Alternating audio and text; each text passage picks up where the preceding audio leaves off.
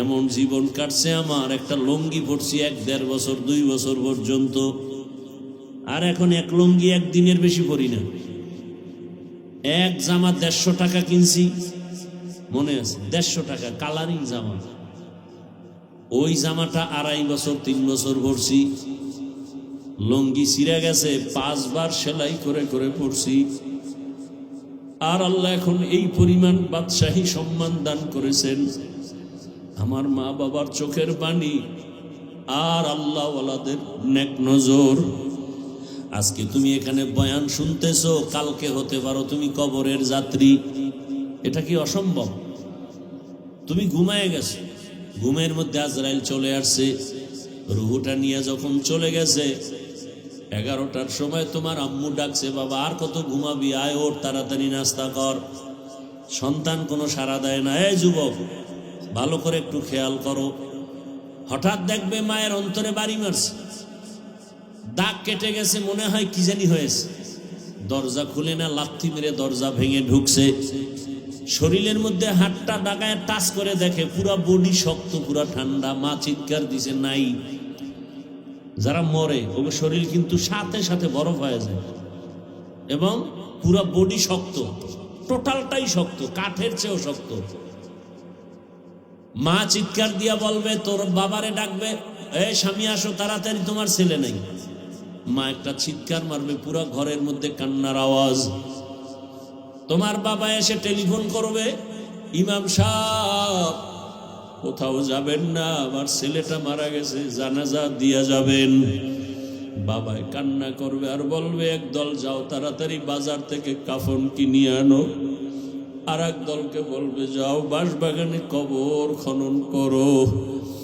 যুবক তো তাকায় দেখবা, মাওলায় যদি দেখায়, ও আল্লাহর বান্দা, তোমার আমার গায়ের গেঞ্জিটা পর্যন্ত দেখবা আপনজনেরা বেলেট দিয়া কাটতেছে।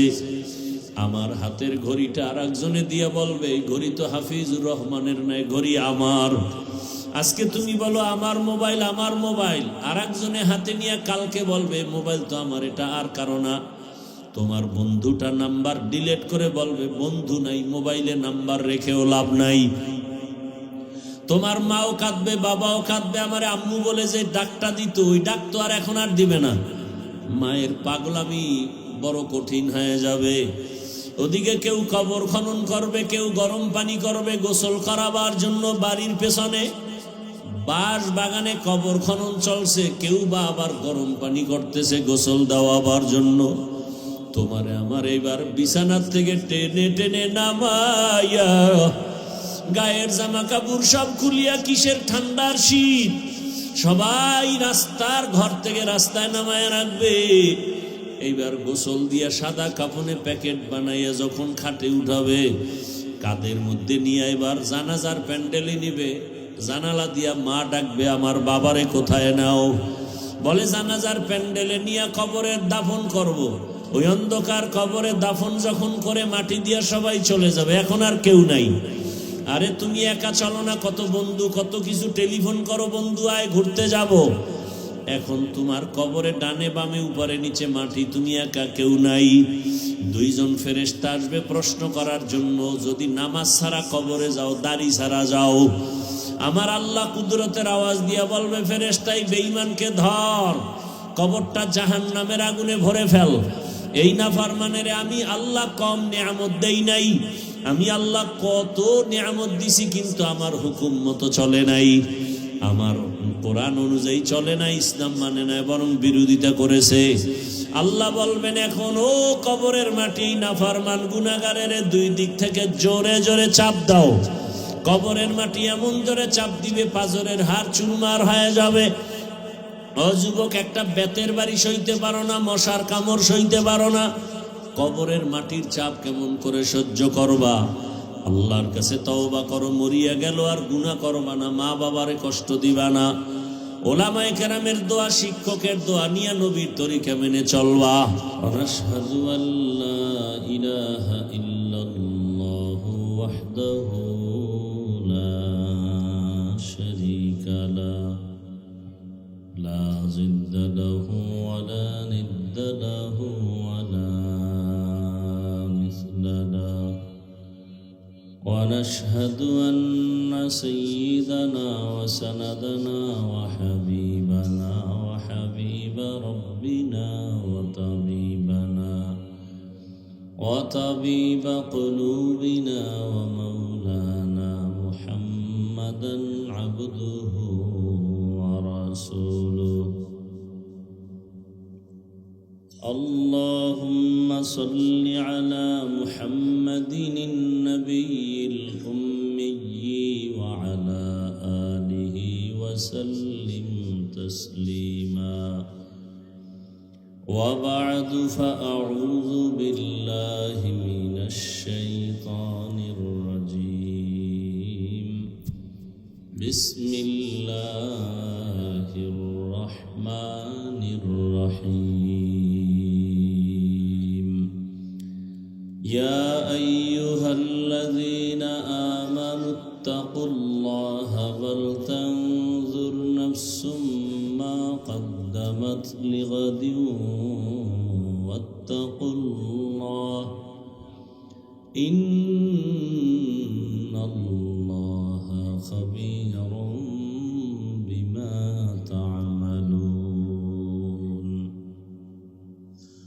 وقال النبي صلى الله عليه وآله وسلم: حب الدنيا رأس كل خطيئة. صدق الله مولانا العظيم، صدق رسوله النبي الأمي الكريم، ونحن على ذلك من الشاهدين والشاكرين والذاكرين، والحمد لله رب العالمين.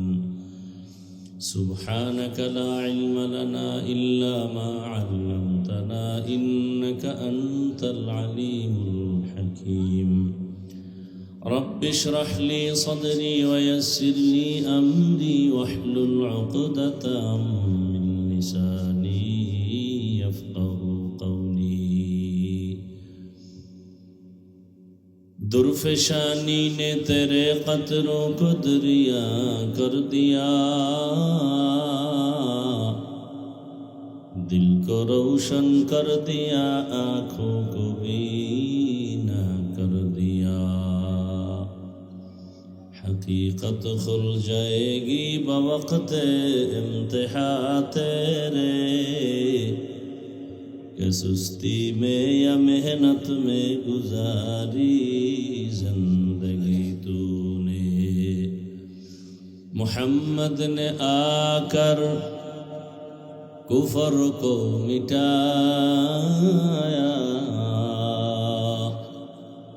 کفر کو مٹا کر صداقت بتایا. তোমাকে মিক্সার মেশিন আনো নাই? রিভাব দাও, ইকো দিবা না? কেশরাব বাইতুস সালাম জামে মসজিদের উন্নতি কল্পে ওয়াজ মাহফিল 15 জানুয়ারি 2026। সভাপতি জনাব মোহাম্মদ আজিজ মাস্টার সাহেব, প্রধান অতিথি জনাব মোহাম্মদ গুলজার হোসেন ভুইয়া সাহেব সহ অন্যান্য অতিথিবৃন্দ, হযরত উলামায়ে কেরাম, এলাকার বিভিন্ন স্থান থেকে আগত আল্লাহ পাকের আশিকিন, জাকিরিন, শাকিরিন, মুহিব্বিন, মুরব্বিয়ান এজাম, কলিজার টুকরা আমার সমবয়সী যুবক বন্ধুগণ, স্নেহের ছোট ভাই, পর্দার আড়ালে মা বোনেরা, আল্লাহ পাকের দরবারে শুকর যে আল্লাহ আমাদেরকে সুস্থ রেখেছেন, আলহামদুলিল্লাহ।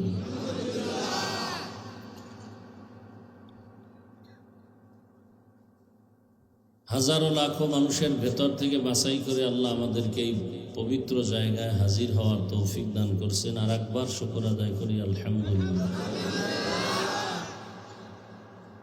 দরুদ ও সালাম সৈয়দুল মুরসালিন, রহমাতুল লিল আলামিন, শফিউল মুজনিবিন, খাতামুন নবিয়্যিন, সৈয়দুস সাকালাইন, ইমামুল মুরসালিন, হযরত মুহাম্মদুর রাসূলুল্লাহ। সবাই পড়েন সাল্লাল্লাহু, আবার পড়েন। নবীর নামে দরুদ পড়লে গুনাহ হবে? বরং দুনিয়াতে অনেক লাভবান হবেন দরুদের আমল করলে। আল্লাহ সবাইকে হেদায়েতের দৌলত দান করেন। যাদের আয়োজনে আজকের এই প্রোগ্রাম, আল্লাহ তাদেরকেও কবুল করেন, এলাকাবাসীকে কবুল করেন। ওলামায়ে কেরাম আলোচনা করেছেন, আপনারাও ধৈর্যের সাথে শুনছেন। ওলামায়ে কেরামদের কথাগুলো সহি তরিকায় আমল করার তৌফিক দান করেন। ওলামায়ে কেরামের ইজ্জতকে আল্লাহ বেশি বেশি বাড়ায় দেন। ওলামায়ে কেরামের ইজ্জতের উপরে যারা আক্রমণ করবে, আল্লাহ ওদের হেদায়াত দান করেন। আমি আপনাদের দোয়া নিতে আসছি এবং খুব সংক্ষেপ দু চারটি কথা বলবো। কোরআনে হাকিমের এক আয়াত, নবীজির হাদিস থেকে এক টুকরো হাদিস পড়েছি।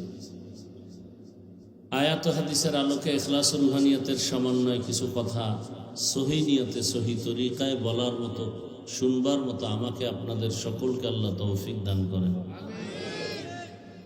আমি আশা করি আপনারা ঠান্ডা মেজাজে কথা শুনবেন, উঁচু আওয়াজে কথা না বললে আমি অনেক খুশি থাকি।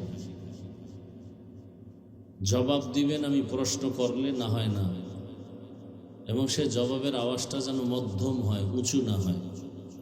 পারা যাবে ইনশাআল্লাহ? আমি যতটা কথা বলবো আশা করি ইনশাআল্লাহ ইসলাম, কোরআন হাদিস, আল্লাহ এবং রসুলের মানদণ্ডে কথা বলবো। খুব খেয়াল করবেন। এই পিছনে কন্ট্রোল করার নাই কেউ?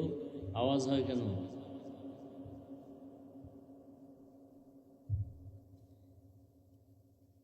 কোরআন এবং ইসলামে যা আছে তাই বলবো ইনশাআল্লাহ।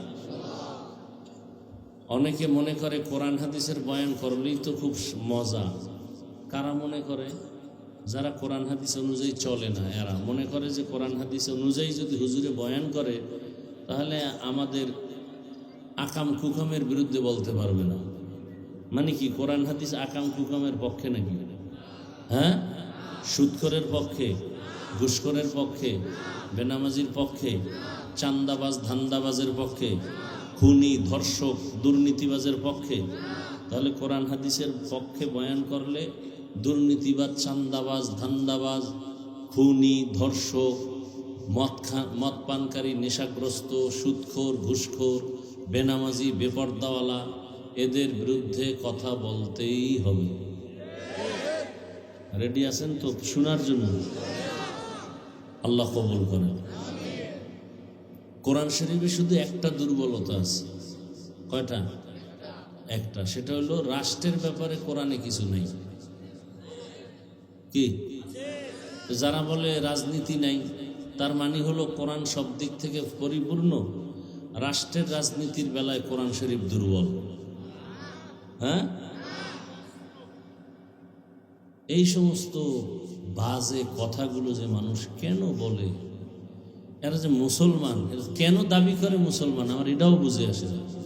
আপনার নামাজ ভালো লাগে না, রোজা ভালো লাগে না, জিকির ভালো লাগে না, তেলাওয়াত ভালো লাগে না, পর্দা ভালো লাগে না, হালাল রুজি ভালো লাগে না, দাড়ি ভালো লাগে না, তা আপনি অন্য ধর্মে যান, ইসলামের বদনাম করেন কেন? দাড়ি ছাড়া তো ইসলাম হতে পারে না, টুপি ছাড়া তো ইসলাম হতে পারে না, পর্দা ছাড়া তো ইসলাম হতে পারে না। ইসলাম তো কারো উপরে জুলুম করতে পারে না, ইসলাম তো মিথ্যা কথা শিখায় না, ইসলাম তো গালাগালি শিখায় না, ইসলাম তো কারো ক্ষতি করা শিখায় না। তো আপনি যদি এগুলো মেনে চলতে পারেন থাকেন, নাইলে অন্য ধর্মে যান, ইসলামের বদনাম করেন কেন? নিজে অন্যায় করেন আবার বলেন এটা নাই সেটা নাই। মানে কপাল নিজেরটাও পুড়ছেন, আর একজন আর কপাল পর আবারও ফিকির করতেছেন। এই কপাল নিয়ে দুনিয়াতে আসলেন আপনি। আল্লাহ হেদায়েত দান করুন। তরজমাটা বলি, আল্লাহ বলেন ইয়া আইয়ুহাল্লাযীনা আমানুত্তাকুল্লাহ, ও মুমিন আল্লাহকে ভয় করো। ওয়ালতানজুর নাফসুম মা কদ্দামাত লিগাদিন ওয়াত্তাকুল্লাহ। সামনে তোমার একটা স্থায়ী জীবন আসতেছে, সেই জীবনের জন্য কি সম্বল অর্জন করছো হিসাব মিলাও, খেয়াল করো। আল্লাহ আবার বলেন আমাকে ভয় করো। ইন্নাল্লাহা খাবীরুম বিমা তা'মালুন। আল্লাহ বলেন নিশ্চয়ই তোমার সব কাজের খবর আমি আল্লাহ অগ্রিম জানি। নবীজি বলেন হুব্বুদ দুনিয়া রাসু কুল্লি খাতিয়া। দুনিয়ার লোভ, দুনিয়ার ভালোবাসা সব ধ্বংসের কারণ। আয়াত হাদিসের তরজমা শেষ। এবার কিছু ব্যাখ্যা শুনেন, হাদিসের উপরে 2-4 মিনিট কথা বলি। দুনিয়ার লোভ ধ্বংসের কারণ। মানুষ বলে প্রবাদ, লোভে পাপ, পাপে মৃত্যু। হুজুর টুজুর যা দেখেন, অলি আবদাল, গৌস কুতুব, যদি দেখেন ব্যালেন্স ঠিক নেই, কথাবার্তা উল্টা পাল্টা, মনে করবেন কিসের লোভে পড়ছে? দুনিয়ার লোভ। কিসের লোভ? দুনিয়ার প্রত্যেকটা মানুষ আল্লাহর বিরুদ্ধে যায়, রসুলের বিরুদ্ধে যায়, ইসলামের বিরুদ্ধে যায় একমাত্র দুনিয়ার লোভে। সেই লোভটা আবার 3 ভাগে ভাগ করা। কত ভাগ? এক ভাগ হলো হুব্বে যা, ক্ষমতার লোভ, চেয়ারের লোভ, সম্মানের লোভ। সম্মান, চেয়ার পাওয়ার জন্য আল্লাহর বিরুদ্ধে প্রয়োজনে, ইসলামের বিরুদ্ধে প্রয়োজনে উল্টা পাল্টা করে। কেন? ক্ষমতা টিকানোর জন্য। আছে না নাই? আর একটা লোভ হলো সম্পদের লোভ, টাকা। আমি যদি উল্টা পথে চলি তো টাকা পাবো, কাউরে যদি একটু মিথ্যা মামলায় জড়াইতে পারি তো টাকা পাবো। এরকম বদমাশ আমাদের সমাজে আছে না? আর একটা লোভ হলো হুব্বে নিসওয়ান, যৌবনের লোভ। যৌবনের লোভে পড়ে ইসলাম শেষ, মানবতা শেষ। এই 3টা লোভে পড়ে গোটা দুনিয়া ধ্বংস। গোটা একেবারে সব মানুষ, একটা মানুষও এই 3 লোভের বাইরে ধ্বংস নাই। 3 লোভের ভেতর থেকেই ধ্বংস হয়ে গেছে, এখনো হচ্ছে চোখের সামনে। এমন একটা স্টান দিলি তোরা,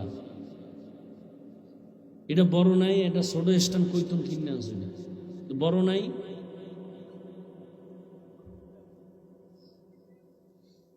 পাওয়াটা খুলতেও পারি না।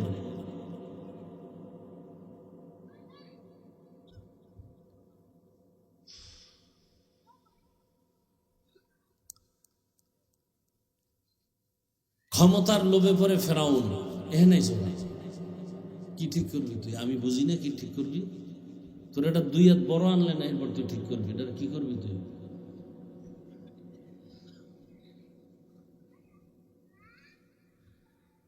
ফেরাউনের মতো বেঈমান নিঃস্ব থেকে একসময় অনেক কিছু পাইয়া চেয়ারে বৈশা এবার নিজেরে খোদা দাবি করছে, আসল আল্লাহকে বাদ দিয়া। কিসের লোভে? ক্ষমতার লোভে।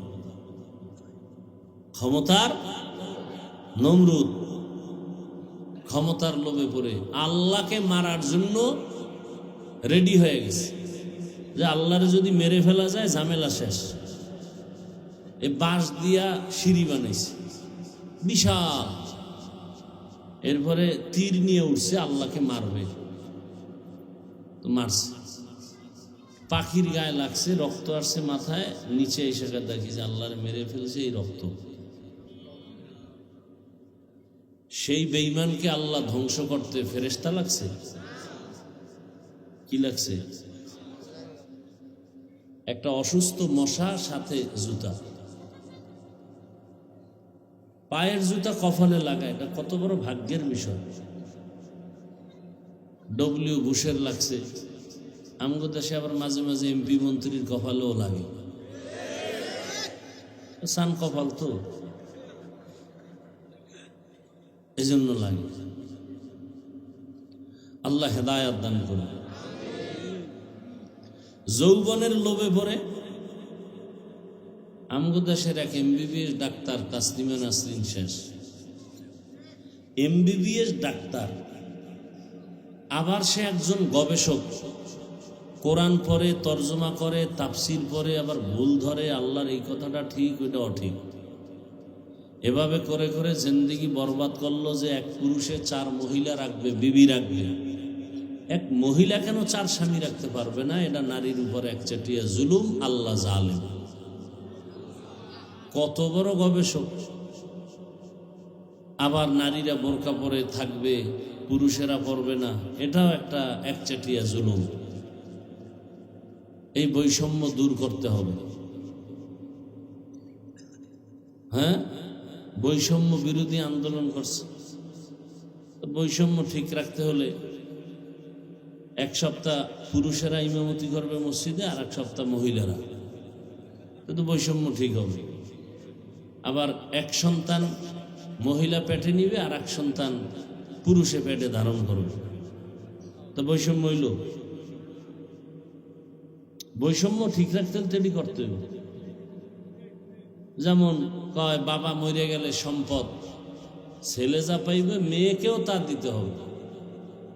এটা যদি মানো, সব জায়গায় বৈষম্য দূর করো। সম্ভব? কোনোদিন সম্ভব না। এই কতটি লুচ্চা পুরুষ আছে, চরিত্রহীন, জন্মের দোষ। এই কারণে এই বেশ্যা নারীদের পক্ষে আবার চিৎকার দেয়। আল্লাহ হেদায়াত দান করুন। তাসনিমে কি বলে আরো, আমার পেট তো আমার শরীরের অংশ, তাহলে আমার পেটে বাচ্চা তো আমি যেখান থেকে মনে চাই সেখান থেকে নিব। একজন পুরুষ আমাকে বাচ্চা দিবে, এটা তো হতে পারে না। দেশের সব মুসলমান উলামায়ে কেরাম তৌহিদি জনতা গর্জে উঠলেন আর বললেন, এই বেঈমান, যেখান থেকে মনে চায় সেখান থেকে পেটে বাচ্চা আমগো দেশের কুকুর নিরা নেয়, কোনো মানুষ নিতে পারে না। তাহলে তাসনিমা মানুষ না, ডাক্তার হয়েছে ঠিক, কিন্তু এটা কুত্তার চেয়েও খারাপ। যেমন আমাদের মধ্যে কিছু মানুষ এসে প্যান্ডেলে বসা তসবিহ গুনতেছে, কবে আসবে সেই বরকতের ভোটের আগের রাত, সেদিন আমরা মোটামুটি বাজার দরে বিক্রি হয়ে যাব। খুব হাসতেছে, কি যে মজা না ওই পায়খানায়, খুব মজা, খুব মজা ওই পায়খানায়। লজ্জা শরম না থাকলে কিচ্ছু থাকে না মানুষের।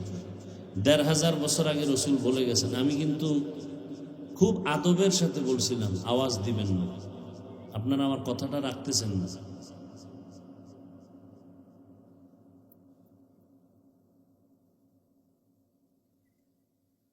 হ্যাঁ,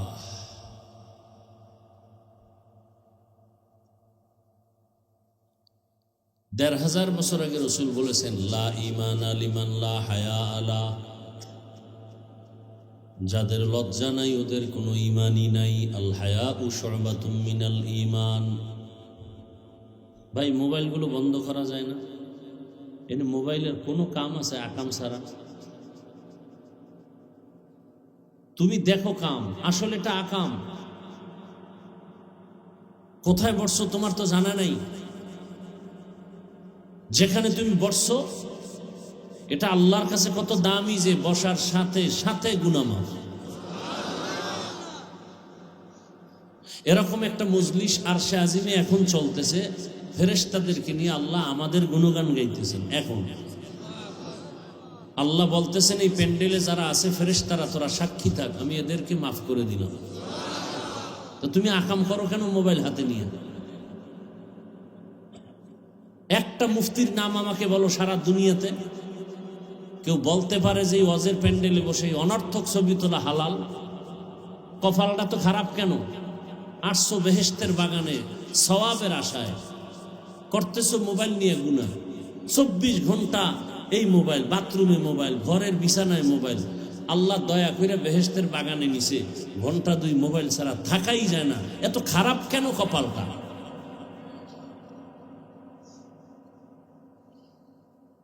এই কথাগুলো কে বলবে এই জাতিকে? বলার মানুষ নেই, শোনার মানুষ নেই, বিরোধিতা করার মানুষের অভাব নেই। আল্লাহ হেদায়াত দান করুন। আমি কাউকে আঘাত করতে আসি নাই, আমি বুকে লাগাতে আসছি। আমি উপকার করতে আসছি, কারো ক্ষতি করতে আসি নাই।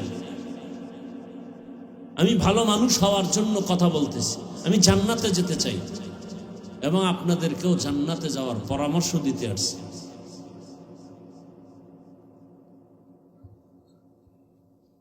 মিষ্টি মিষ্টি কথা বলে বয়ান করার অভ্যাস আছে তো, ঠান্ডা মাথায় প্রশংসা পাবো, কিন্তু না, আমাদের মূল উদ্দেশ্য তো না। মানুষের রোগ কোনগুলো বেশি জটিল, যেই রোগের কারণে অন্যান্য ইবাদত নষ্ট হয়ে যাবে, এগুলো তো বলতে হবে।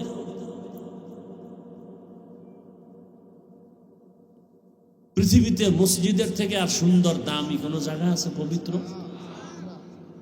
যেখানে গেলে মানুষ বিড়ি থাকলেও বিড়ি ফেলে দেয়, টুপি না থাকলে টুপি মাথায় নেয়।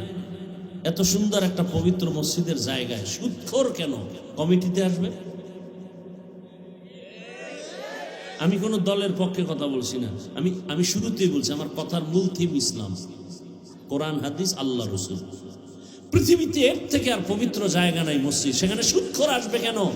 যেই সুদখোরের আমল নামা, এই বেটা থাম বেয়াদব,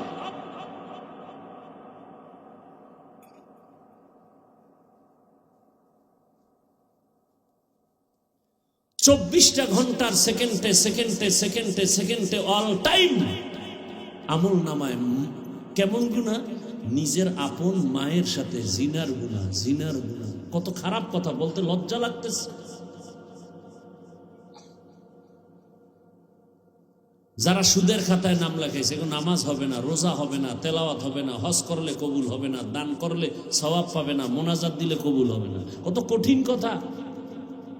আল্লাহ স্পষ্ট কোরআনে বলছেন, বেঈমান রেডি থাক, আমি আল্লাহ নিজে তোর সাথে যুদ্ধ করতে রেডি। সে মসজিদের মতো পবিত্র জায়গায় ঢুকলো কিভাবে? শুধু আপনাদের কারণে ঢুকছে।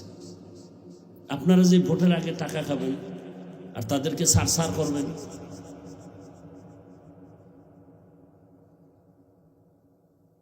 সমাজে শান্তি আসবে কিভাবে? এত মিনিটে মিনিটে ভূমিকম্প হওয়া দরকার, মিনিটে মিনিটে ঠাডা পড়া দরকার, আগুনের বৃষ্টি দরকার। শুধু মুহাম্মদের উম্মত হওয়ার কারণে আল্লাহ এখনো আমাকে একটু সেভ রাখছেন। শুধু মুহাম্মদের উম্মত হয়েছে এই কারণে, নাইলে বাংলাদেশ ধ্বংস করতে 1 সেকেন্ড লাগে না। খালি একটা ভূমিকম্প তো আল্লাহ দেখাই দিয়েছে। কি পরিমাণ আতঙ্ক, কিসের বিল্ডিং, অট্টালিকা, কিচ্ছু না।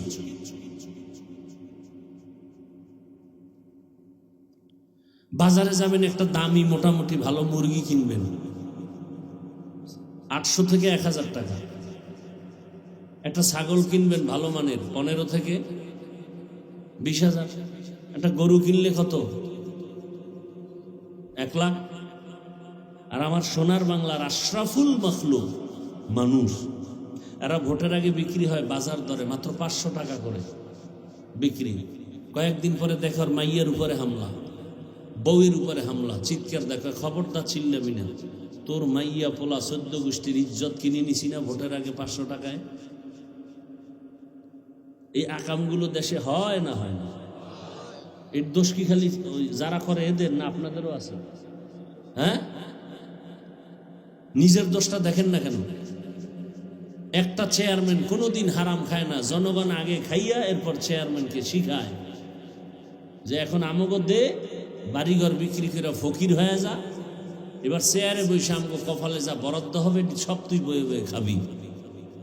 তো চেয়ারম্যান রে তুমি আগে হারাম খাইয়া শিখাইছো, সে গিয়ে খায়, বিরোধিতা করো কেন? চেয়ারম্যান এই রাস্তার টাকা খেয়ে ফেলছে, গম উঠায় খেয়ে ফেলছে, তুমি যে ভোটের আগে খাইছো চেয়ারম্যানের ডা। এই জাতিকে সোজা করা ইসলাম ছাড়া কোনোদিন সম্ভব না, সম্ভব না। এক বেয়াদবকে সোজা করবে গোটা দেশ সোজা। নামি দামি একটা চোরের হাতের কবজা কাটবে, পুরো বাংলাদেশের হাত ঠিক। ইসলাম ছাড়া জমিনে শান্তি আসবে না, কোনোদিন আসবে না। আমি মানি আর না মানি, কথা এটাই সত্য। শান্তির একমাত্র ঠিকানার নাম ইসলাম। আপনি না মানলেও ইসলাম, মানলেও ইসলাম। যেদিন আসবে সেদিন শান্তি, এর আগে শান্তির চিন্তা করাও ভুল। অজের মধ্যে এত লোক, মসজিদে লোক নাই কেন? ফজরে কই যায় এরা?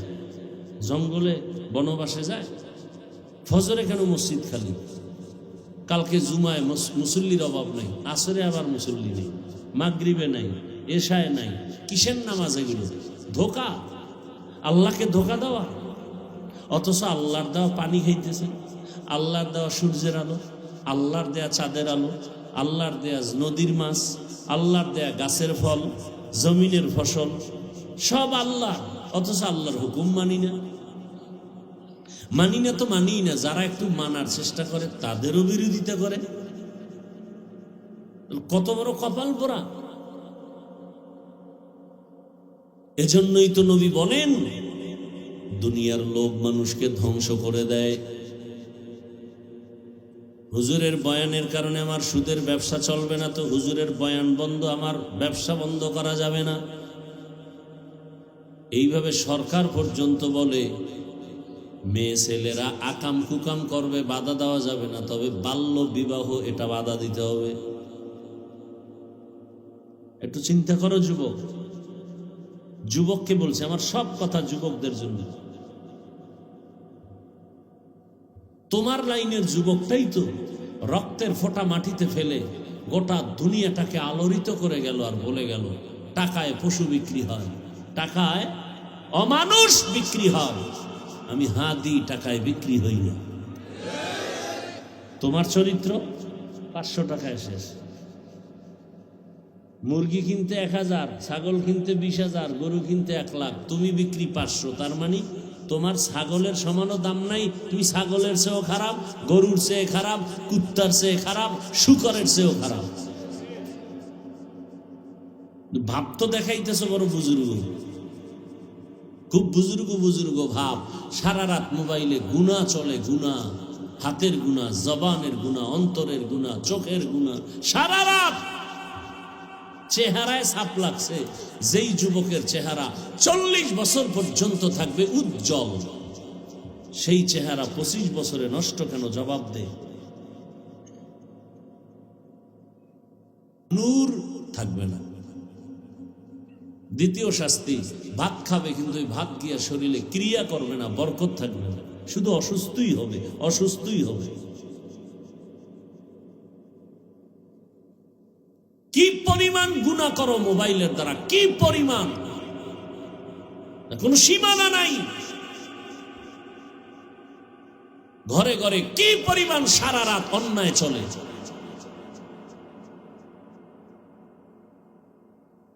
শান্তির দোয়া করবে হুজুরে, কি লাভ? কি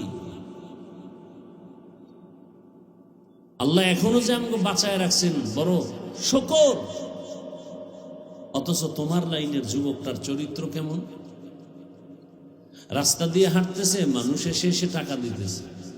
এই ফেসবুকের গোলাম বাবারা বলো, আমি বানায় বলতেছি, তোমরা দেখছো নাইলে বইলো না, না দেখলে চুপ থাকো।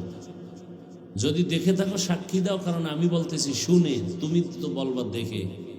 তুমি যে আকামের পথের হেডমাস্টার, আমি তো ওই লাইনে নাই, আমি শুনে শুনে বলতেছি। তার ইন্তেকালের পরে অ্যাকাউন্ট চেক করা হলো, অ্যাকাউন্টে কোটি কোটি টাকা আসছে অনায়াসে, এমনি 50,000 টাকার বান্ডিল তাকে দিতেছে। আর তুমি 500 টাকার জন্য কত নিচে নামলা?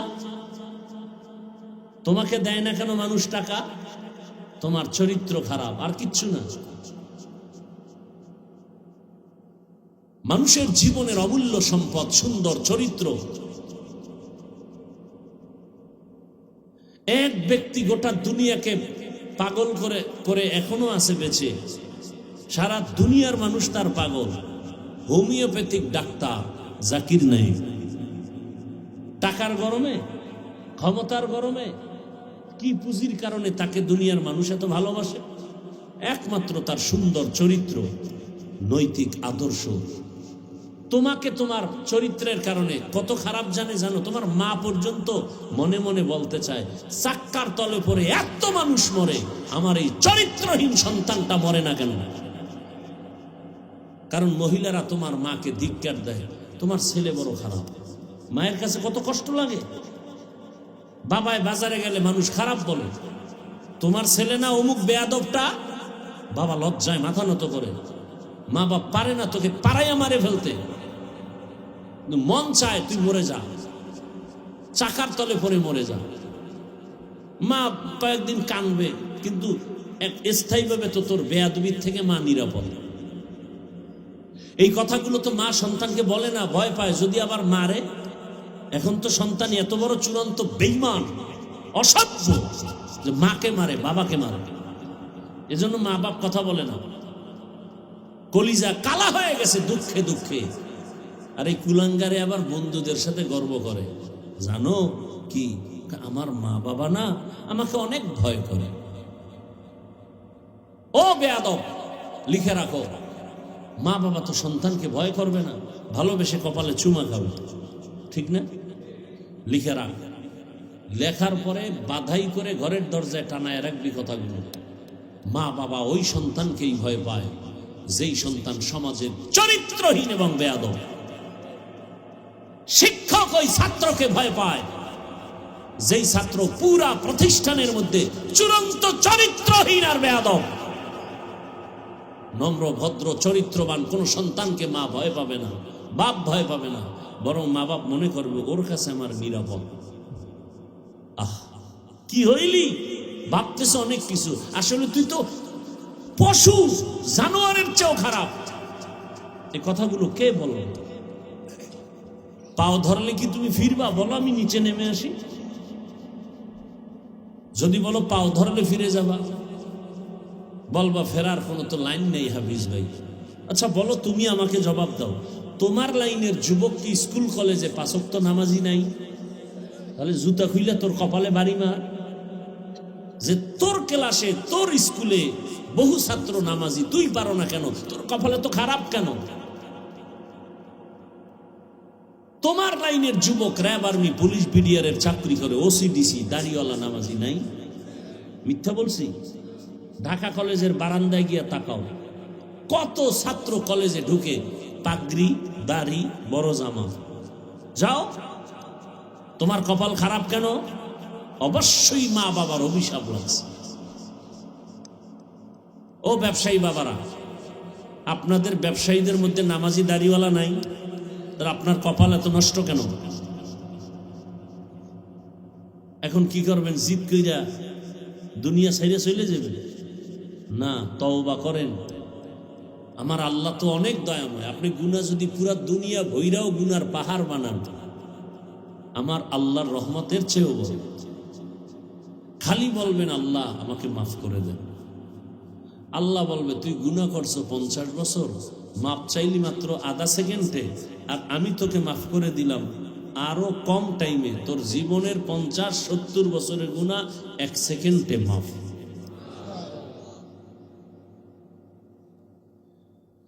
ইয়া আইয়ুহাল্লাযীনা আমানুত্তাকুল্লাহা ওয়াল তানজুর নাফসুম মা কদ্দামাত লিগাদিন ওয়াত্তাকুল্লাহ। দুনিয়ার পেছনে যারা ঘুরে, এরা দুনিয়া লোভী। এই দুনিয়া লোভীরা দুইটা জিনিস চায়, দুই জিনিস চায়, মনে প্রাণে চায় কিন্তু পায় না। বউ সাইরা, বাই সাইরা সব দুনিয়ার পেছনে ঘুরে, ক্ষমতার পেছনে, টাকার পেছনে, যৌবনের পেছনে দুইটা চায়। এক চায় শান্তি, আর একটা চায় সম্মান। কিন্তু দুনিয়াদার শয়তানগুলো একটাও শান্তিতে নাই, সম্মানেও নাই। যেই পুলিশ সেলিউট দেয়, র্যাব সেলিউট দেয়, এরাই যদি হ্যান্ডকাপ লাগায়, এটা কিসের সম্মান? যেই জনগণ ভোটের পরে ফুলের মালা দেয়, এরাই যদি আবার জুতার মালা লইয়া মিছিল দেয়, কিসের সম্মান? এর চেয়ে তো আমি ফকির কুয়াকাটার থেকে আসছি, সম্মান তো আমার বেশি। আমার আওয়ামী লীগ নাই, বিএমপি নাই, কেউ নাই, আমরা তো আছি। কি আর এরা তো সম্মান পাইতে পাইতে টাকা দিয়ে কিনছে না সম্মান। টাকার মেয়াদ শেষ, সম্মানও শেষ। আর আমি তো ফকিরের ঘর থেকে আসছি, এমন জীবন কাটছে আমার, একটা লুঙ্গি পরছি 1-1.5 বছর 2 বছর পর্যন্ত, আর এখন এক লুঙ্গি একদিনের বেশি পরি না।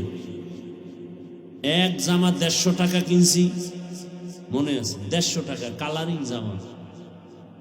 ওই জামাটা 2.5 বছর 3 বছর পরছি। লুঙ্গি ছিঁড়ে গেছে, 5 বার সেলাই করে করে পরছি। আর আল্লাহ এখন এই পরিমাণ বাদশাহী সম্মান দান করেছেন। আমার মা বাবার চোখের পানি আর আল্লাহ ওয়ালাদের নেক নজর। আলহামদুলিল্লাহ 300-400 সন্তান এখন মাদ্রাসায় খায় পড়ে। কত সম্মান! কে আওয়ামী লীগ বিএমপি জানি না, দেখা হলেই এমপি কয় হুজুর দোয়া করিয়েন, আপনার নাম শুনছি। বড় কোটিপতি ফ্যাক্টরির মালিক দেখা হলে বলে হুজুর দোয়া করিয়েন, অনেক নাম শুনছি। এর থেকে আর সম্মান লাগে কিছু? আমাদের এই চেয়ারের কোনো মেয়াদ আছে? এদেরকেই বলে মুকুটহীন সম্রাট।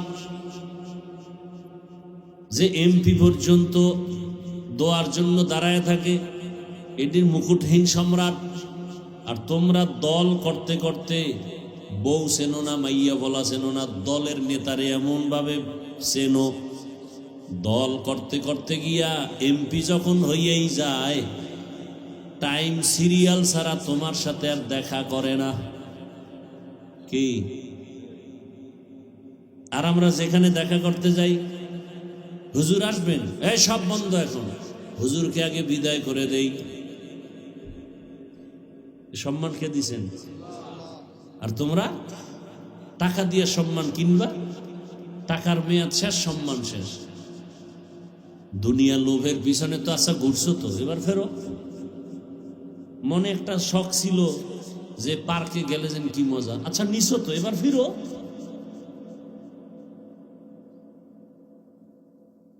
জীবনে দাড়ি তো কম কাটো না, এবার ফিরো।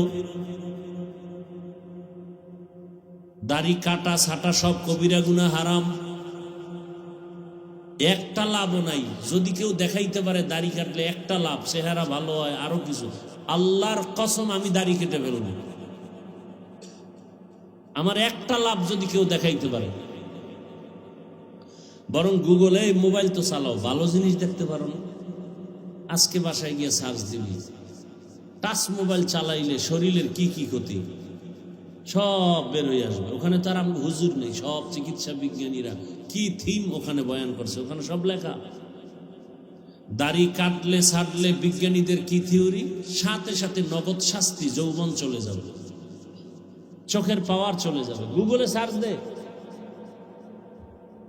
সারা জীবন খালি আকামি করলি, এটা মানুষের কাজ এগুলো।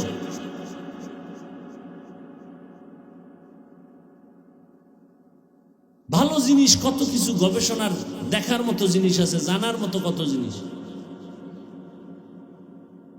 আজকে মুসলমান সার্চ দিবি বাইতুল্লাহ কি, বাইতুল্লাহর ইতিহাস কি, পড়বি 10 মিনিট পর ডেলি। মদিনাতুল মুনাওয়ারা মুসলমানের কলিজার স্থান কি সেটা মাঝে মাঝে পড়ো, ইসলামের ইতিহাস পড়ো। সমস্যাটা কোথায়? তুমি যদি সমাজে নেতৃত্ব দিতে চাও, তোমার অলরাউন্ডার হতে হবে, জ্ঞান অর্জন করতে হবে।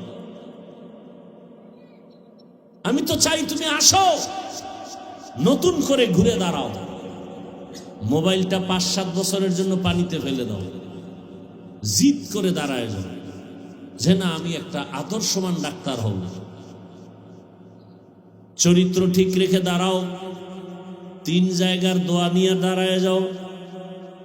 আমি আল্লাহকে সাক্ষী রেখে বলে গেলাম, তুমি গোটা দেশের মধ্যে মুকুটহীন সম্রাট হয়ে যাইবা। 3 জায়গার দোয়া লাগবে আর চরিত্র ঠিক লাগবে, না হয় হবে না। তুমি যদি পুরা বাংলাদেশে এক হও, চরিত্র যদি খারাপ থাকে, শেষ, তোমার জিন্দেগি বরবাদ। কোনো বেঈমানও তোমাকে সাপোর্ট দিবে না। চরিত্র মানুষের অমূল্য সম্পদ। আমি চাই তুমি ডাক্তার হও, engineer, professor, OC, DC, SP হয়ে যাও, এমপি মন্ত্রী হও, তবে বেয়াদব হইও না। তবে চরিত্র ঠিক রাখো আর 3 জায়গার দোয়া নিয়ে চলো, জীবনটা সফল। কয় জায়গার দোয়া? 1 নম্বরে মা বাবার দোয়া, 2 নম্বরে শিক্ষকের দোয়া, তৃতীয় হলো ওলামায়ে কেরামের দোয়া। লিখে রাখ, এই কথাগুলো মনে থাকবে না। এই 3 জায়গার দোয়া যদি নিয়ে ডাক্তারও হও, আল্লাহর কসম গোটা দুনিয়াতে তোমার সম্মান বেড়ে যাবে। আজকে 500 টাকার জন্য পাগল হইছ, আল্লাহ এই পরিমাণ টাকা দিবে, 2 হাত দিয়ে নিয়েও তো শেষ করতে পারবা না। হালাল আসবে, হালাল, হারাম না। তবে চরিত্র ঠিক লাগবে। আর কি? 3 জায়গার শেষ ওলামায়ে কেরামের দোয়া। ওই যে বললাম, কলেজে গিয়া দেখো পাগড়িওয়ালা ছাত্র ঢাকা কলেজে পড়ে, মনে হয় যেন মসজিদের কোনো খতিব, অথচ আরবি ভালো করে পারে না। জিজ্ঞাসা করলাম, বাবা তোমার এই হালাত কেন? বলে আমার আব্বু আম্মু অনেক আদর্শওয়ালা বানাইছে। আমার আব্বু আম্মু খানা দেয় আর বারবার আমাকে সবক দেয়, বাবা জীবনে যাই করো না কারো মিথ্যা বলবা না, কারো ক্ষতি করবা না। মা বাবার এটাই সবক। জীবনে কারো ক্ষতি করবা না, মিথ্যা কথা বলবা না, কারো হক নষ্ট করবা না, কারো চরিত্রের উপর আক্রমণ করবা না। শিক্ষক দোয়া করছে, লেখাপড়া 1 নাম্বার হয়ে গেছি, ওলামায়ে কেরাম দোয়া করছে। এ কারণে আমার মাথায় টুপি, দাড়ি, নামাজ পড়ি, 5 বড় জামা পরি, ক্লাস করি। আফসুস করা দরকার ওদের দিকে তাকায়। অথচ তোমারে পাও ধরে ধরে বলার পরেও তুমি নামাজ পড়তে চাও না। আজরাইল যদি ঘুমের মধ্যে আসে নাকি আসবে না? ঘুমের মধ্যে যদি আল্লাহ পাঠায়, তার এসে যদি দেখে তোমার কানের মধ্যে গানের তার লাগানো, কি জবাব দিবা আমার আল্লাহর দরবারে? অনুরোধ করে বলি, যুবক বাবা, এখনো সময় আছে, তওবা করে নাও। জীবনে তো পার্কে পার্কে কম ঘুরলা না, এবার আল্লাহকে বইলা বইলা মনে মনে তওবা করো। মনেরে বুঝাও, হে মালিক, আমার মতো যুবক যদি স্কুলে কলেজে পড়ে, চাকরি করে, ব্যবসা করে, রাস্তায় গাড়ি চালায়, নামাজ পড়ে, আমি পারবো না কেন? নদীর মধ্যে কত মানুষ কাজ করে, নামাজ ছাড়ে না, আমি পারি না কেন? জমিনে কৃষি কাজ করে কত মানুষ, জেনারেল লাইনে থাকিয়া তারপরও নামাজ ছাড়ে না, আমি পারি না কেন? আমি তো জীবনে দাড়ি কম কাটলাম না, বেপরদায় কম দৌড়াইলাম না, মোবাইলে গুনাহ কম করলাম না, পার্কে কম দৌড়াইলাম না, কত নামাজ ছাড়লাম আর কত বাজে পথে চললাম। আজকে থেকে তৈরি হয়ে যাইতে চাই, আল্লাহ আর গুনাহ করব না, দাড়ি কাটবো না, বেপরদায় চলবো না, মা বাবার সাথে বেয়াদবি করব না। শিক্ষকের দোয়া নিয়ে, উলামায়ে কেরামের দোয়া পরামর্শ নিয়ে নবীর আদর্শ মেনে চলবো। ও পর্দার আড়ালের মা বোনেরা, মাইকের আওয়াজ শুনতেছেন, আপনাদের মতো মা বোন এই এলাকায় কি নাই? নামাজ পড়ে, পর্দা করে? নাই? ভিন্ন লাইনের মা বোনদেরকে বলবো, আপনারা কেন মার্কেটে মার্কেটে ঘুরিয়া নিজেদের চরিত্র নষ্ট করেন? সন্তানের কি ভবিষ্যতের চিন্তা করেন না?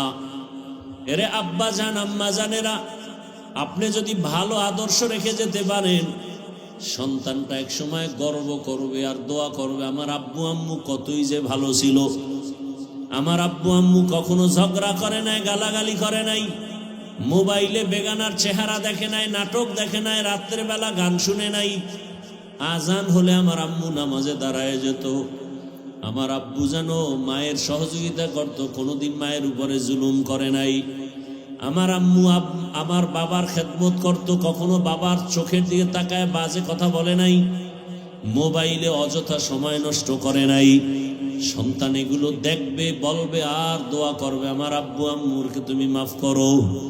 ও মা বাবারা, ভালো করে শুনেন, আর যদি আপনি চরিত্র নষ্ট করে কবরে যান, সন্তানরা এক সময় ধিক্কার দিয়া বলবে, আমি কেমনে ভালো হব, আমার মা বাবা তো বড় খারাপ ছিল, আমার মা বাবার ভেতরে কোনো মোহাব্বত ছিল না, ভালোবাসা ছিল না, ঝগড়া ঝগড়া গালাগালি, আমার মা বাবা মোবাইল নিয়ে ব্যস্ত, নাটক গান নিয়ে ব্যস্ত, নামাজ নাই, রোজা নাই, আমার মা বাবার চরিত্র এত খারাপ, আমি কেন ভালো হব, আমার তো রাস্তা নাই। আমার আব্বু আম্মুর এই খারাপ অবস্থা দেখে আমিও ভালো লাইনে যেতে পারি নাই, আমার মা বাবা নামাজ নাই, রোজা নাই, আমার ওই লাইনে নেয় নাই। আব্বা আম্মা যারা আছেন, এখনো সময় আছে তওবা করার। ভালো একটা সন্তান রেখে যান, ডাক্তার হবে, কোরআন তেলাওয়াত করবে, নামাজ পড়বে, রুগীও দেখবে, আবার মা বাবার জন্য কলিজা ভরে দোয়া করবে। এখনো সময় আছে, আল্লাহর কাছে তওবা করেন। দুনিয়া কিছুই না, যখন মরণ হয়ে যাবে। ও যুবকেরা, কত মানুষ তাকায় দেখো, গাড়ির নিচে লাশ হয়ে আছে, পানির মধ্যে লাশ, ঘুমের বিছানায় লাশ।